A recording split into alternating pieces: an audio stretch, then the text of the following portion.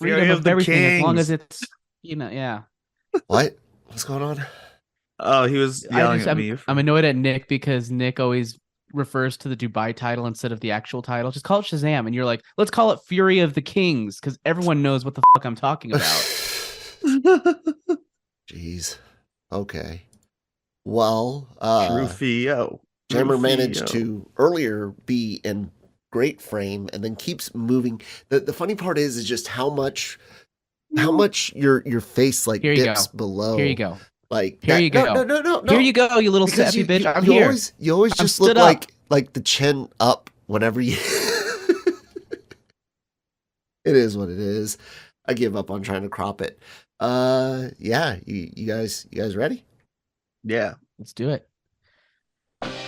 Hello, everybody, and welcome to Breaking Geek Radio, the podcast, the flagship, international, and premier podcast of LRMonline.com and the Genreverse Podcast Network. I am Joseph J. Medina, joined, as always, by my brother in crime, Nicholas Dahl. Hello! And I know Nick, unfortunately, came down with some ailments this week. Who knows what? Yeah, it sounds like you're throwing up all over parking lots, projectile vomiting all over priests. It's the usual exorcism situation with you. So I apologize to Father Tom for that. But even more, I apologize to you, audience, because Nick was unable to watch Shazam! Fury of the Gods and give you an opinion. But luckily, I stuck to the plan and I saw me some Shazam. That was an unintentional rhyme, but that's okay. I love it. I'm here to talk about it. And of course, from there, we'll segue into a few key news stories. We're talking about more of the DCU, specifically with James Gunn. Talk a little bit about Ben Affleck and some of his interesting goings-on, specifically having to do with his non-desire to revisit the DC universe in the future as director. And then finally, we'll round things out with maybe this past couple generations most influential filmmaker of all time finally potentially getting his last movie up and running. But let's hop into the review of Shazam! Fury of the Gods. But before I jump into my opinion, I know this isn't a movie that Nick was really looking forward to seeing, so I'm just curious, Nick, what were your thoughts on Shazam, the first one? It was okay. Like, I need more than that, Nick. I didn't dislike. You can't just say, this isn't a podcast where you just say it was good. That it was bad. Me leading into give me something. It was a movie I didn't want to see. I saw it for the podcast. It checked the boxes as far as a superhero movie. I didn't feel like it was a waste of time. I didn't dislike it, but I was just like, this is kind of a middling superhero movie. But again, at the time, it was one of DCEU's better films, even by just being middling. So, but when I saw the trailer for this one, I was like, what happened to the post-credit scene from the last movie where they teased a cool villain when we're just getting these what looks like the same villains as the first movie? We'll talk about that. Ooh, boy. We'll talk about that. Because, yeah, the villains just look the same, where it's like, oh, okay, it's other people with Shazamish powers. But well, literally, which we'll dive into it in a second. Yes. So, with regards to my personal thoughts, I really love Shazam. It was a little bit long, and there are a couple parts that are, I think maybe the villain could have been more sympathetic, but they kind of went all in on the evil aspect, and I didn't appreciate that too much. And I think that made it less interesting. But overall, I think it actually, I don't feel like it checked much of a box. I don't think you get very many superhero movies like it these days, where it's kind of it's mostly a kids movie, but kind of like an 80s or 90s kids movies where it has that little edge to it that you don't expect. They're dropping, they're saying shit. They're sounding like middle schoolers, for lack of a better term. They're like actually sounding and speaking the way middle school or high schoolers sound in terms of their speech. Like along with sort of the kid friendly type aspect to it. So it was a nice, like the Goonies aspect, the Steven Spielberg type of feel to it that I really like. So I think that's what I felt that first movie brought to the table. It brought a surprising amount of heart with Billy Batson's story surrounding his mom, who, spoiler alert, actively abandoned him. Didn't lose him, actively abandoned him. We're talking about the first movie if you haven't noticed it, folks. Yeah, I am. No, I know. In case you said spoiler alert for an old movie. I was just making sure for an think old we were movie. getting into spoilers. Yeah, good point. Actively abandoned him. So I think it has that mix of, it's very kid friendly, but at the same time it has that little bit of an edge to it that I think makes it appealing to a wider audience. So I think it's a lot of fun, and that's kind of what I wanted to get out of Shazam: Fury of the Gods. And to be frank, I was with you. I saw the trailers and I thought, this doesn't look as good. It looks more cartoony and goofy than the first one. So I wasn't as excited for it. So let's segue into my Twitter review. Is that while it is a touch goofier than the first one, I think it still retains a lot of the feel and charm of that first one, in spite of not being quite as focused and strong. But if you liked the first one, you'll probably like a lot of what you're getting in this one. So I think I would give it a solid B. I was debating between this and a B minus, but I think a solid B is ultimately where I ended up at. There was a lot of great action set pieces. It was a lot of fun character stuff. And I think the lack of focus comes from the fact that it was more focused on the wide cast of characters than it was specifically on Billy. I like what they had to offer with the characters. I just feel like I wanted a little bit more time with each one, but then you would have had a ridiculously long movie. So I get it was a difficult thing they had to juggle. It was still a good movie. I think it was still worth seeing if you're able to. I don't know if it's worth seeing in theaters, sadly enough, but it's still definitely worth checking out. Any questions before we jump into spoilers? No, I'm going to have questions during spoilers. So, all right. So let's go ahead and talk about spoilers for Shazam: Fury of the Gods. And admittedly, I feel like the most of the spoilers we're going to be talking about aren't specifically to do with the plot of this movie as it is to do with the post-credit scenes. So Nick hinted at this in the first one where they had this caterpillar thing, who I don't know who that is. Do you know who that is? The caterpillar I thing? read an article about it yesterday, but I can't remember his name. So this caterpillar that was like visiting Dr. Savannah's cell. The first post-credit scene we get, or the second. Mr. Mind. Mr. Mind. Oh, that's the name of the caterpillar. Yeah. Got it. So after the first credit scene, which we'll talk about in a second, we revisited the second one. We were in the second post-credit scene. We go back to the cell with Dr. Savannah, and the caterpillar revisits. And Dr. Savannah's like, "What's going on? You've been gone for 2 years." And the Mr. Mind is like, "Hey, I'm a fucking caterpillar. Like, it takes me a long time to do anything. But, don't worry, my plan is still coming into action or whatever." And he's like, "Well, how long does it take?" He's like, "I need to do one more thing." And then he crawls out, and Dr. Savannah's like, wait, what? And then it ends. So who knows what that's a tease for, or if it's just a troll. I kind of appreciated how ridiculous and silly it was. And if it ends up being a whole thing where it leads to nothing, I kind of appreciate that just because of how they portrayed it. So who knows? And I will say this was very confusing in terms of DCU connections, because I went into it thinking, well, clearly this probably won't go into the DC universe. So they should take things out that hint at any future connections. But then they have that. And then they had a scene with No, not a cameo. They had a scene. Stop trying to complete my sentences, Nick. You don't know what I'm talking about.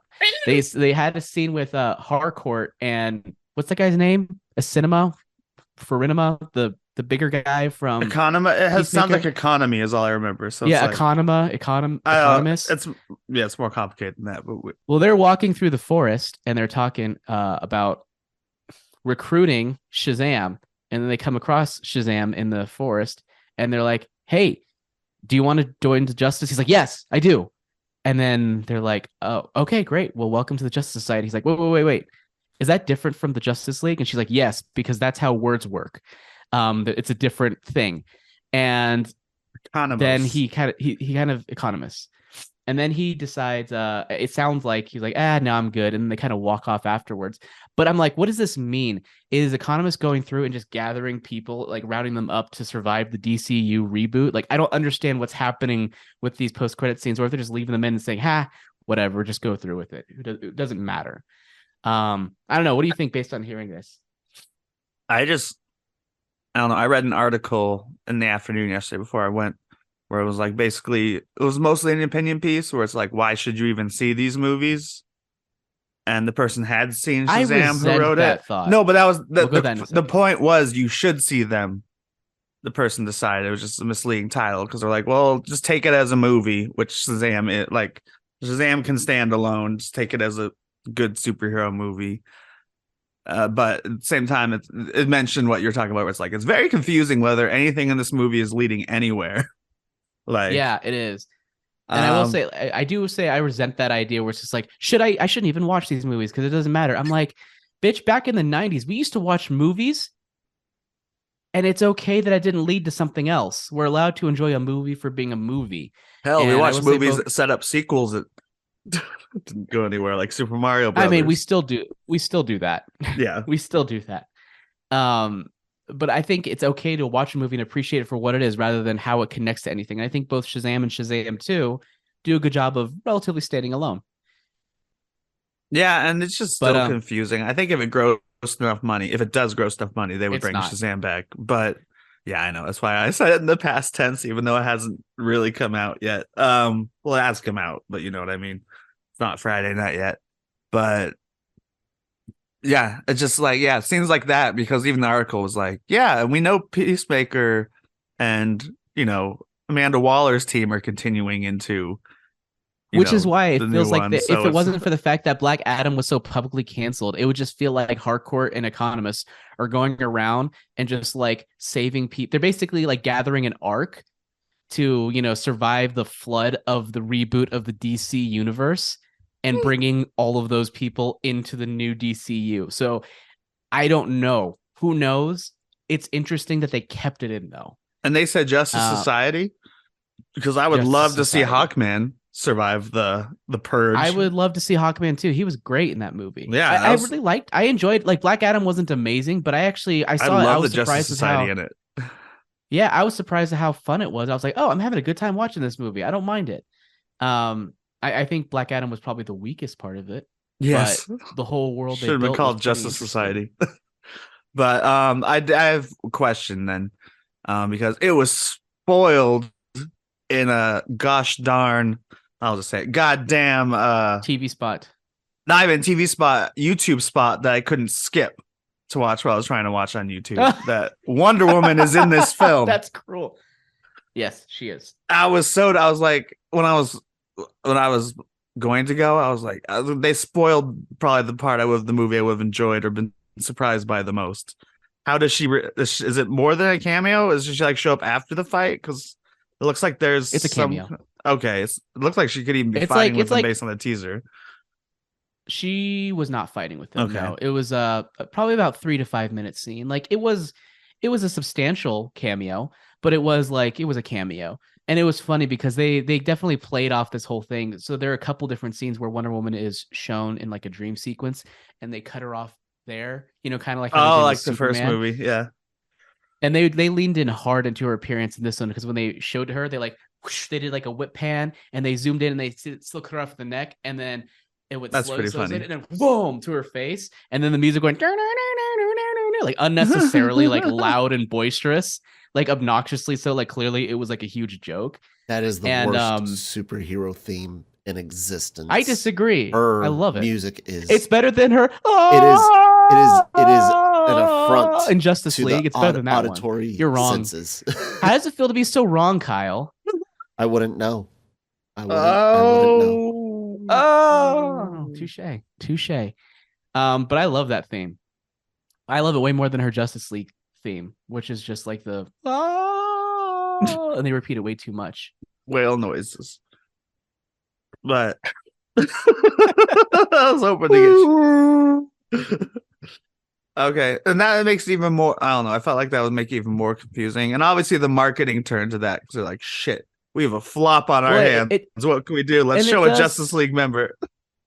So it does make sense in the context of the story in some ways. So essentially, you have it's called Fury of the Gods because literally the gods whose powers were taken, they're basically getting revenge against Shazam for taking the abilities, and they're trying to reclaim them and then take over the world. Blah blah blah blah.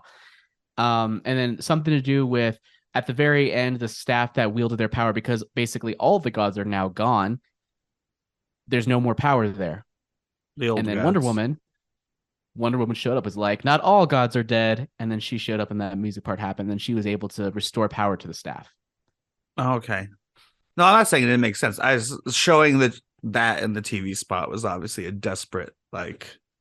No, it was. And I feel bad it didn't work. I feel like they should have leaned harder into that in retrospect, just because. I mean, I hate anecdotal evidence because this is pure anecdotal evidence. I might be completely wrong, but man, this was the emptiest theater I've been in a while. Cocaine Bear had a more crowded theater than this. Not that Cocaine Bear did bad, but Cocaine Bear isn't a DC movie. So, and what did Cocaine Bear do? Once again, I know, to be clear, I understand it is a fool's errand to try to compare anecdotal evidence to, and say that is a viable sample size. Well, but I'm just interested here. I want to build on that argument. We both go to the same movie theater to see our movies. I miss Cocaine Bear, even though I very much wanted to see it. But I saw Ant-Man, Creed 3, and Scream 6 in there, and those were all packed. Like nearly sold out showings for those three. Because people do like to go to the theater in our area. I like how I went to Box Office Mojo and I definitely searched Shazam instead of Cocaine Bear. Shazam! I will say, I really miss. You looking for just Cocaine Bear's opening? I'm hating. Yeah. It was 23 million. Damn. That's bigger than I thought. And that's definitely big enough for the budget of Cocaine Bear. But yeah, well for $60 Shazam. $60 million worldwide. Yeah, I'm sure that was totally fine for Cocaine Bear, but Shazam, those aren't DC numbers. Those aren't DC numbers, not by a long shot. Well, if you're looking at Justice League, maybe they are. No, I'm kidding. The theatrical cut, I mean. If only. And I'm actually going to see if we have an idea of what the Shazam 2 budget, because I know the first one was, it's not an unsubstantial budget. It's $125 million. Ooh. So, I mean, it's relatively cheap for a superhero movie, but it still should probably make 300 plus million in order to break even. And we'll see what happens. We will see what happens. I hope it makes more, because I think it's a solid movie. I really like David F. Sandberg, the director. I like the storytelling. I like the characters. I will say one thing I thought was not as strong, because they were spread so thin. I think the person who got the short end of the stick was Billy Batson. You don't see a lot of Billy Batson in this. You see more Shazam than Billy Batson. And I like Zachary Levi, but I still am of the opinion he's playing a completely different character and a less nuanced character than Billy Batson. And that was disappointing that we got less of him. So, yeah. I was going to say something, but I forgot. Okay. It wasn't any questions that you have for me about Shazam? Any thoughts or things you want to know about before we close out? Because I mean, like, overall, I liked it a lot. I think, like I said, the weaknesses were how stretched thin it was between the different characters. It could have been longer and they could have focused in a little bit more, but it would have been too long. So I totally get where they're coming from and why they did what they did. It was just, they had a lot of characters, but it had the same charm and fun to it. Just they made everyone superheroes in the first movie. I was like, okay, what's going to be the point next time if the whole family is superheroes? But well, at least you get Adam Brody in it. Like I said, it's good. It's just, I feel like you don't get enough time with all of them. Like it's not bad. It's not like, oh, what's the point? It's terrible. It's just, oh, I wish I had more time with this character. I wish I had more time with this character. It's almost in a good way. Okay. Because I like all the characters. I don't really have any other questions. Just I don't think Shazam's going to be in DCU, like I said earlier, based on the performance. Unless they start to use him in a Hulk fashion where he just cameos in other things. But no one likes him enough to have him pop up. Like Hulk's one of Marvel's best, most popular characters. I know, but it's not like, ooh, he's going to add to this movie. It's like, oh, he could add to it, though. The thing is, he legitimately could add to it. We'll see. I'm not saying he's going to. We will. That's not a we'll see question, Nick. That's just an opinion. We'll see. Okay. Any future thoughts or any other thoughts regarding this? There could be future thoughts, but no, I'm good. There could be future thoughts. We'll see. When you eventually see this. So I feel bad. Like this is a fun movie. You can wait till HBO Max. It's great. I will. But wait.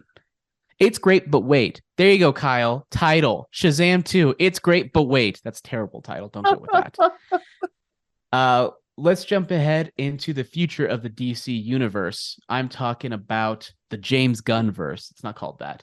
As we all know, he is the current co-CEO or co-head of DC Studios, which officially is set to get kicked off in full force in the year of our Lord 2025 with the film Superman Legacy. We've known for a while that he is writing it, and he's been writing it since before he actually became co-head of DC Studios.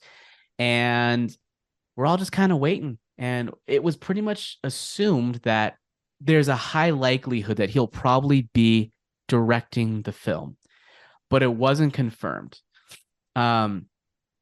Because, I mean, who knows the different factors? Maybe he was thinking like, I just want to go ahead and see what happens, or what exactly. I don't know what the holdup was, but the point is holdupness was happening. And it wasn't until a tweet posted by James earlier this week that we got that full confirmation. So I'm pulling that up right now. He says, yes, I am directing Superman Legacy to be released on July 11th, 2025. My brother Matt told me when he saw the release date, he started to cry. I asked why. He said, dude, it's Dad's birthday. I hadn't realized. And then he goes on in a long series of tweets talking about his dad.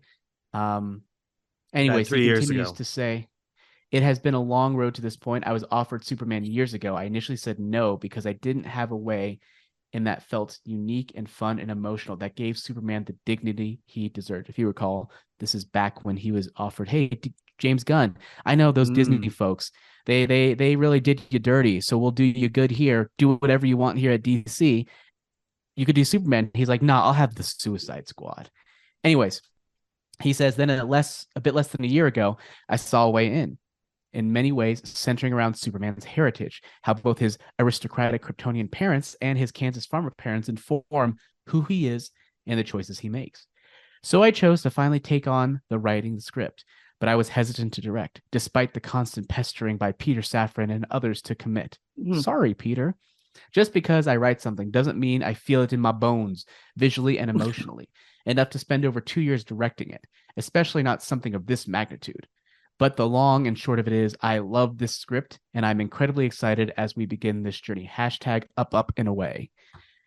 So, It's official. It's happening. What do you think, Nick? Are you happy? Does this surprise you, first of all, and are you happy? Doesn't surprise me. I'm not convinced he can do it. But I don't want to comment on the magnitude thing for a second. Okay. There's no way the Superman movie grosses as much as Guardians of the Galaxy. Like, yes, it's a more important character. I'm even talking the new one.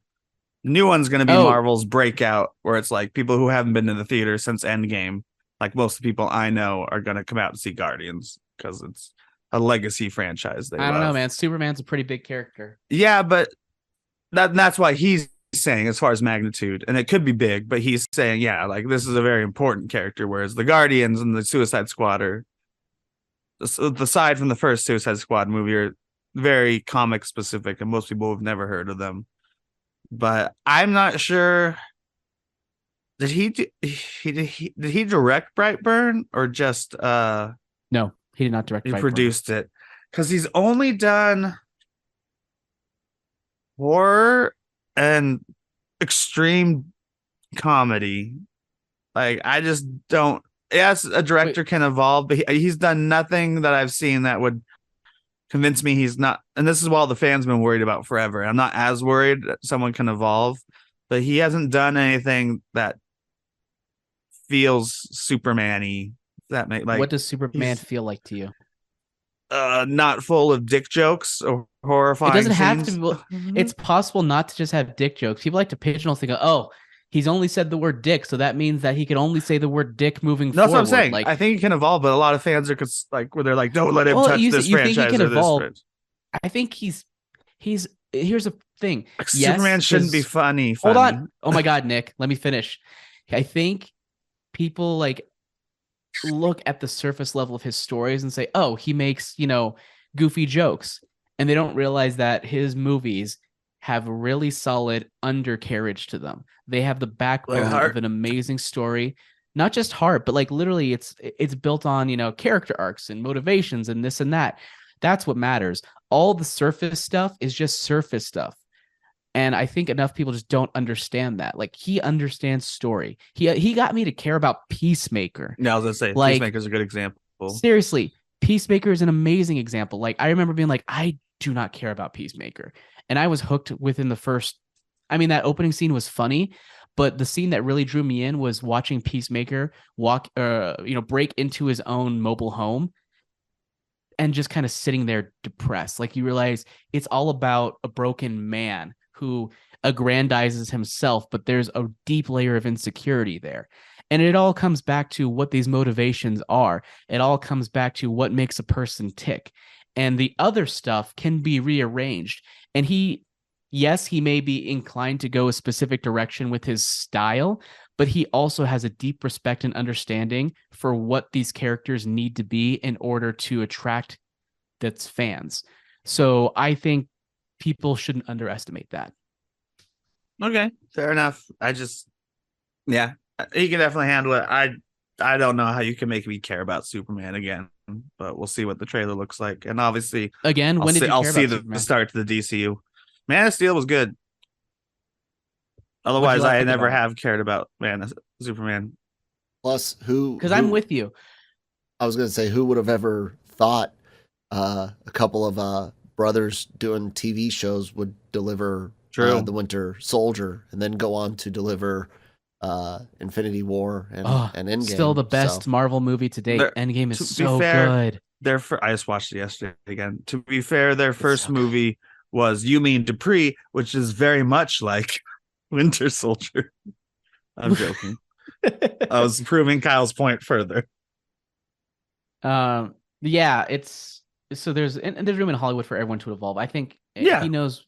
I don't know if I can't say for sure he's 100% confident, but I think people will shortchanging him and say, oh, he can't do this because we haven't seen him do something like that before. But I agree with you as far as Man of Steel.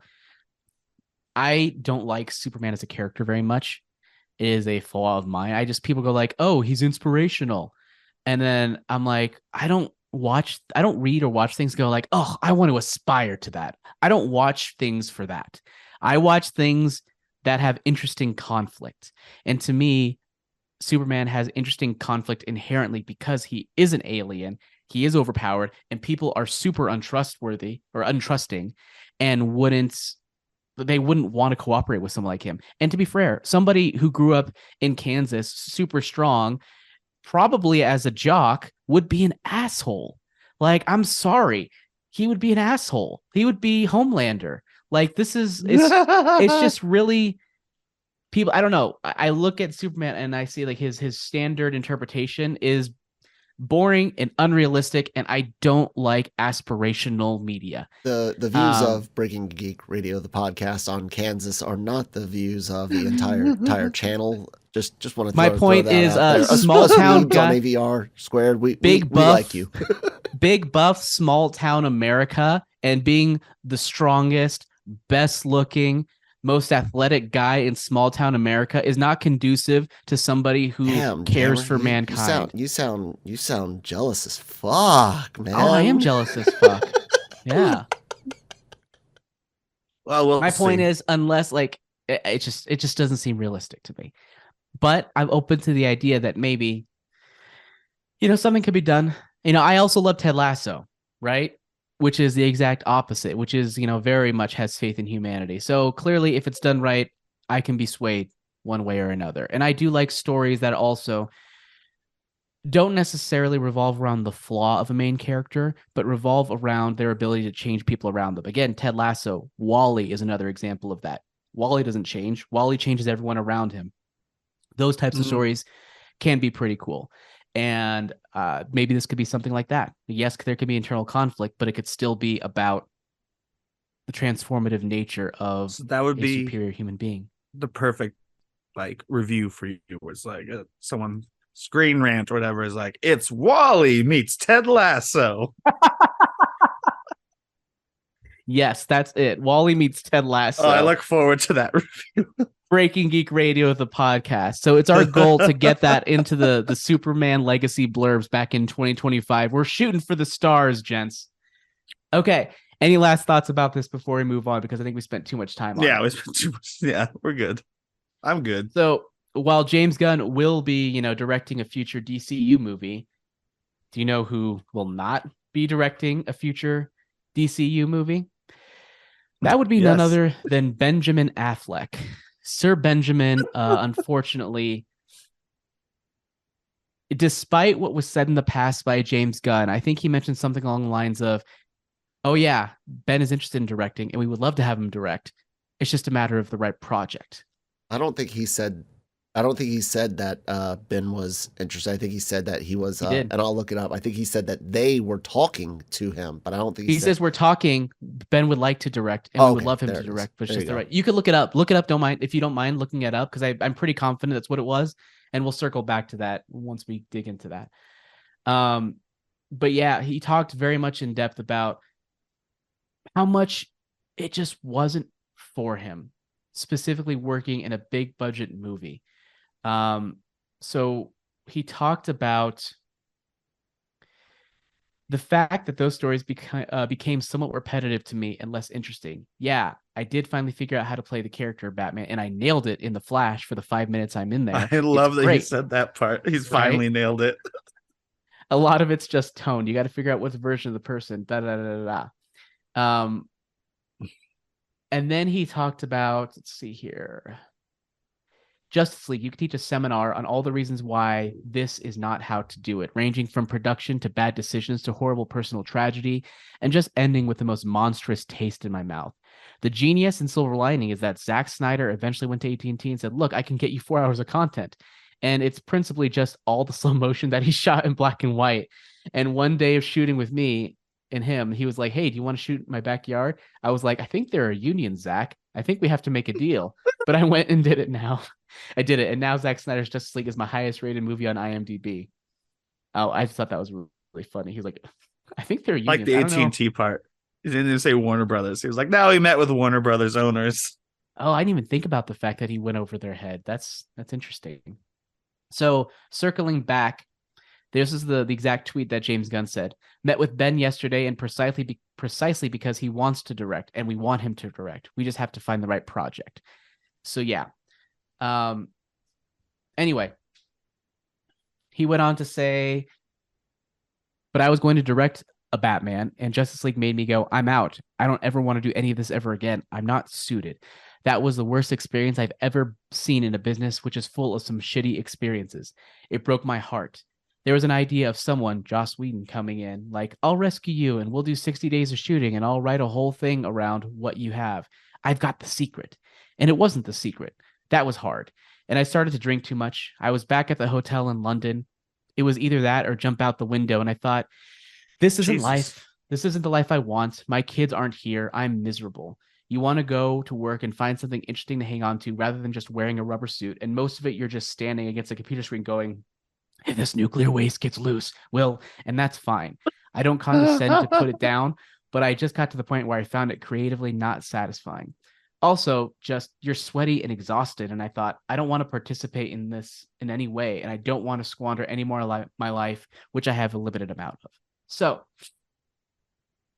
Nick, are you disappointed that he won't be directing anything in the DC universe? No, and please, people, after hearing that, stop saying make the Batfleck movie, because he is the one not interested, not Warner Brothers. Yeah, and I think it's interesting. He came up in the indie scene, and when he was at his peak, he was doing mid-budget movies. Let's be real, right? That was back in the era when mid-budget movies were making money, and it wasn't until late 2000s where the big budget thing became normal. I guess he did Armageddon, so I'm kind of full of shit. But there were other big movies, is my point, and they were big in a different way. And I think he very much latches to more of the mid-budget character dramas, and it sounds like his new production company with Matt Damon is going to be producing a lot of those. I mean, Air, is a great Looks example. great. It doesn't need to be a Looks superhero fantastic. movie. Right. Character dramas is stuff that he's interested in. Stuff we don't get enough of, frankly.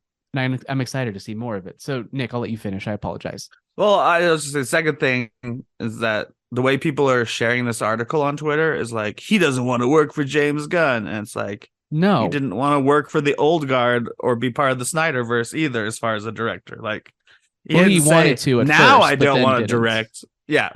Well, he said a while ago he wasn't going to direct anything, and like years and years ago at this point. So it's not like now that James Gunn's in charge, he's like, no, I don't want to direct anything for them. He hasn't wanted to direct anything for DC in a while. So that's okay. One thing I thought was really okay. So you have anything else to live by? No. To live by. Sorry, I was thinking of Live by Night. I was watching Live by Night, so I couldn't finish that one. I only watched it at the movie, like as like screening it in the morning, but I didn't finish it. I just want to share something that was really funny. He had a funny interview. I just love the way he talks. He talks about having an Octortle game with a bunch of other celebrities and like to play what? And he says, Octortle, it's just Wordle with more words. Don't be impressed. It's not harder. I don't know. It was just really funny. Anyways, apparently he plays with Matt Damon, Jason Bateman, and Bradley Cooper.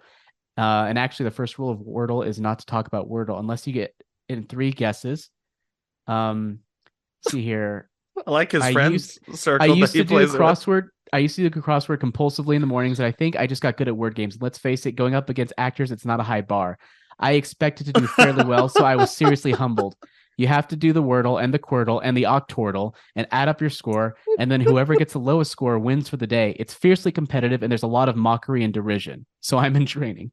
So I just like they all have like a few hours of their, like, if they're working on a film, they all have a few hours carved out for all 4 of those gentlemen for their competition in the morning. It's like their coffee break is like 4-hour competition. It's when they're getting their makeup put on there. Just go ahead and play. Oh yeah. Anything else you want to add about Senor Affleck and his lack of DC-ness going forward? Like I said, I'm absolutely fine with him and continuing to direct the type of movies he's directed in the past, except for Live by Night. I never saw that. Did you see it? I saw like 30 minutes of it. Was it boring or what was wrong with it? It was, I don't know. I just didn't get into it. I didn't turn it off. I was screening it before work at the movie theater, and I decided to never pick it up again. Okay. So I've enjoyed the rest of the movies he's directed. Yeah, me too. Like, great stuff. And I'm excited for Air, even though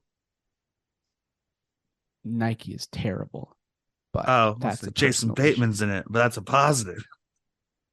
Is he in it? He is in it, isn't he? Yeah, there's a lot of great people. I just gotta get Bradley Cooper in there, and it's this whole group that could have done it on set together. The Quirtle. I mean, the movie looks great. You know, if we have a lot of really great movies about real people that are horrible human beings, like The Founder, which is about I guess he wasn't technically it's a great movie. The McDonald's guy. No, but it's a great movie. That. Yeah. Michael Keats. All right. Speaking of great movies, one of the premier filmmakers, I'd say Quentin Tarantino is the same to filmmaking as we are to the podcasting world in terms of the quality of the output that he puts out. And, you know, he's influenced so many others within the industry over the past 3 decades or so. We also keep promising a final episode, but we never do it. I'm joking. I'm joking. Podcasting is a young man's game. Anyways, Tarantino has been saying for years, since around 2012, so about a decade at this point, that directing is a young man's game, and I'm going to get out. Either, you know, I start it when by the time I'm 60, or I do my 10th film, whichever comes first. Well, he's a liar, because he's turning 60 in a few days, in a handful of days or so, and he's not starting production until later this fall. So joke's on you, Tarantino. You can't keep a promise. But anyways, his final movie is set to be starting up, and this comes to us like over Kyle's right, final with quotation marks. I think he's done. This is like a Fast franchise or something. I actually have to eat my words on this one, because I said after Once Upon a Time in Hollywood, I think he's done. I don't think he's doing it again. This is a good movie that he after reading his book. You said that. Yeah, after reading his book. You're like, he's only interested in books now, Nick. I think it was that one. You're like, Nick, he's only interested in books now. It was said on the podcast. Yeah, which is funny though, because I'll tie it back in a second. Cool. But anyways, the movie Critic is the story. The logline details are being kept in a suitcase. That's a weird way of phrasing it, but okay. But sources describe the story as being set in the late 1970s LA with a female lead at its center. They talk about the possibility that it focuses on Pauline Kael, one of the most influential movie critics of all time. Kael, who died in 2001, was not just a critic, but also an essayist and a novelist. She was known for her pugnacious fights with editors as well as filmmakers. In the late 1970s, Kael had a very brief tenure working as a consultant for Paramount, a position she accepted at the behest of actor Warren Beatty. The timing of that Paramount job seems to coincide with the setting of the script, and the filmmaker is known to have a deep respect for Kael, making the odds of her being the subject of the film more likely. And to reiterate that, in that book, Cinema Speculation, he talked a lot about Pauline Kael and how influential she was to him and his taste in movies at the time. So I could definitely see that as the case. And it's really interesting how much his books tie into the movies. Like, you know, you had Once Upon a Time in Hollywood was like a novelization that he created in tangent with that movie. And then this one almost seems to be like a precursor to this movie. It's just really interesting. And I'm intrigued because I liked Once Upon a Time in Hollywood. However, I almost felt like the ending, as much as people love it, was kind of lazy. Like, it was just like, it's a really slow burn, fun slice of life comedy drama. And then all of a sudden, Tarantino didn't know how to end a movie, so he just made a huge action set piece where everyone died, or a lot of people died. And it just felt like he was falling back on his tricks. Or Nick, as you know this, going to film school, how they tell us, don't just kill everyone off at the end of your short just because you don't know how to end a short. And everyone did that. That was not a short. That was a long. That was 3 hours. That was a long, exactly. I like that movie. Yeah. And I'm worried. I'm not worried. I'm curious if it's possible that he will create a movie without any deaths. I would love there to be a movie of his without any deaths. What are you counting? They all have deaths. Like, I was imagining if there were any of his movies without deaths, and I don't think so. No, they're not. They're all like violent movies, but like relatively. But Nick, how do you feel about the movie Critic as a potential final movie for Tarantino, and are you excited? It sounds boring as hell, but I trust in Tarantino, so I'm sure it'll be very. Did you like Hollywood? Yeah, I did. But like, that was boring? Going in, you're like, oh, okay, Manson's involved in this movie, so you know, like. But this is like, oh, it's about a film critic I've never heard of, and you know, it's pretty. But no, I'm sure it'll be great. It's Tarantino, but subject matter itself doesn't grab me.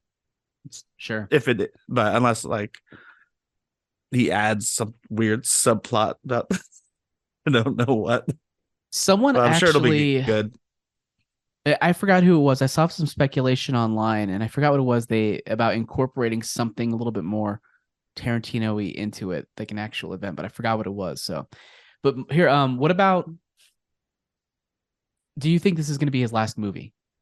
Do you think this is it? It's very possible. No, I'm asking what you think, Nick. I'm not asking if it's possible. No, it's very possible. Meaning, I'm leaning towards saying yes. Because it did take him a while to actually settle on another movie, and I don't know. Most people, I would say no. I could believe Tarantino saying that and sticking to it. I mean, we've seen him delve. He did his novelization. He did Cinema Speculation. He can still do TV if he wants. Still do TV. He's given himself. Yeah, he's given himself. I know what you're talking about. Even Nick. Spielberg's like, I would do a streaming show. That doesn't mean it's the future. That just means it's, you know, it's an extra thing. It's closer to the film medium than it has been before. There you go. As far as storytelling, I think it's different storytelling, but as far as quality, yeah, okay, is what you're meaning. I can agree with that. But anyways, yeah, he even said before, he's like, I could do a TV show. Like, that doesn't count as a movie, so he could do that. I could see him stretching his limbs, his legs, limbs. His skills in other mediums. Like, he's been doing books. I can see him focusing more on books for the next few years and then transitioning into a TV show. I could totally see it happening. So I think this is it. like I said it before movie 10. I was like, I don't think he's doing it. I was wrong, but I think he's done at 10. I don't see him going back on it because his filmography is everything. And I might be wrong again, but that is what I see from Mr. Tarantino. But before we close out, I want to know, what is your favorite Tarantino movie and why? I like to say the newer ones a lot, but I'm going to go with Jackie Brown. Jackie Brown is a fun, very like layered, lots of great characters, closer to Pulp Fiction type. Though I really enjoy his current, I love Inglourious Bastards and Django, but Jackie Brown just plays. Inglourious Bastards, I wouldn't call it current. That movie's like almost 15 years old. Dude. Yeah, but that's the stuff he's done in that era, like Hateful Eight and stuff. That all feels way different than his Pulp Fiction, Reservoir Dogs era. So that's true, and I think so. Jackie Brown was good. It's funny. I wouldn't call it fun, but I would call it like you're just hanging out with these people. You're just drinking a beer, kind of like Once Upon a Time in Hollywood. Smoking the joint with Robert De Niro. It feels close to Once Upon a Time in Hollywood, where you're literally just having a beer and just sinking into the atmosphere of the area of the movie. My favorite, I think, is Inglourious Bastards. And I think Inglourious Bastards had to win me over quite a bit because it was after Death Proof, which was awful. I did not like Death Proof at all. By far his worst movie. I think it's by far his worst movie as well. And I remember going into Inglourious Bastards thinking, maybe I'm just not into Tarantino movies anymore. And then I watched Inglourious Bastards and I was like, that was okay. I think it was 30 minutes to 45 minutes too long. And then I revisited it like 2 years later and I was like, no, I was fucking wrong. This movie is amazing. So yeah, I think it's great. I think it's followed closely by Django. In my opinion, I thought it was great. I have to change mine. It is Inglourious Bastards. I was just trying to sound more like I love I do love very much Jackie Brown, but Inglourious Bastards, Christoph Waltz.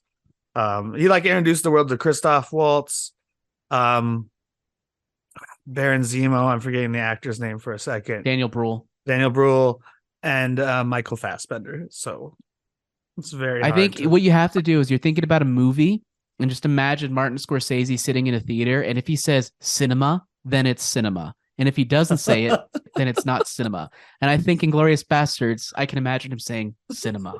That should be a show. It's like a 5-minute show. It's like a sped up version of Scorsese. And that's just be a review show where he just walks on, and it's like, this week, Scorsese reviews Cocaine Bear. And then he just walks on the screen and he's like, cinema. And then not on. Cinema.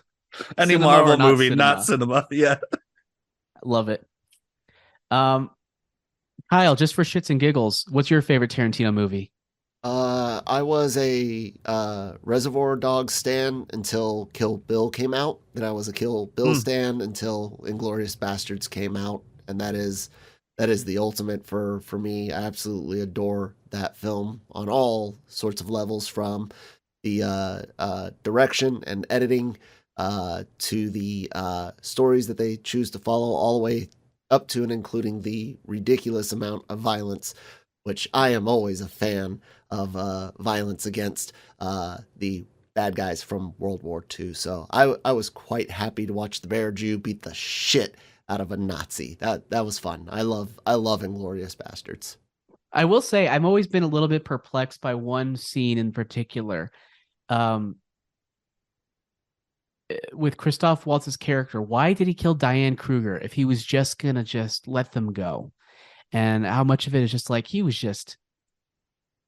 crazy, and he still wanted revenge on being like, trying to trick. These people tried to trick me. I think so is what it is. But it just felt in the moment it felt bad, but it felt even worse when he was just like, we're just gonna go ahead and go through with it. It's fine. I always took it as kind of that, where it's like, well, she's a backstabbing little bitch. She betrayed her own people. Even though he was willing to do the same, he was only willing to do the same once it became apparent that there was an out. There was a chance stuff was not going to go the way Hitler had wanted it. So he was willing to jump ship, but he was always the guy that he wasn't necessarily a true believer in the cause, but he was a true believer in the process. And he was good at what he did. The setup, and he was an expert at what he did.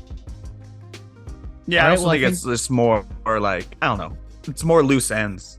You can't go to the America and be like, hey, this person's saying shit about me in addition to that's a good point. What's his face? Good point.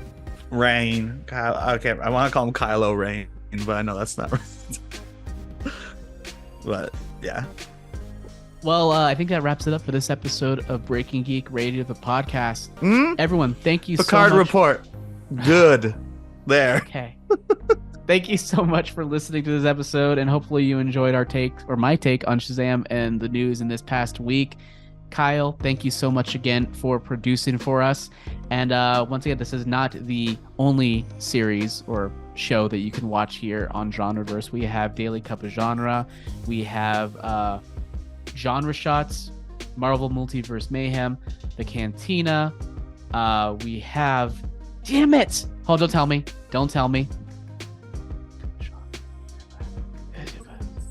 Oh, AVR, duh. Anime-Versal Reviews and AVR Squared. Those are the main ones here at Genreverse that you should check out. So, Nick. I can be found at Geeky Nick Doll on Twitter and on Instagram at Geeky Nick Doll. Is Jammer gone? It looks like Jammer is just frozen, so it was good job catching that. Hey, you're back. Hear you. Sort of. I'm back. I can hear you. There we go. I said where I was at. Okay, Kyle, where can people find you, Kyle? At that Kamalon on Twitter and here on doing anime stuff on the Genreverse. You can find me on Twitter at AJ Sterner Writer, as well as on TikTok at AJ Sterner Writer. And don't forget to check out my books at magiabooks.com. That's MAGIA books.com. Check out City of Mages there. Thank you so much for listening, and we'll see y'all next week when we cover another thing. I don't know what's coming out. Maybe Tetris. What's on the list? Maybe not. I don't know. Maybe. We'll talk about it later. Bye bye. Hasta lasagna. Don't get it on you. Mission accomplished. Mission accomplished.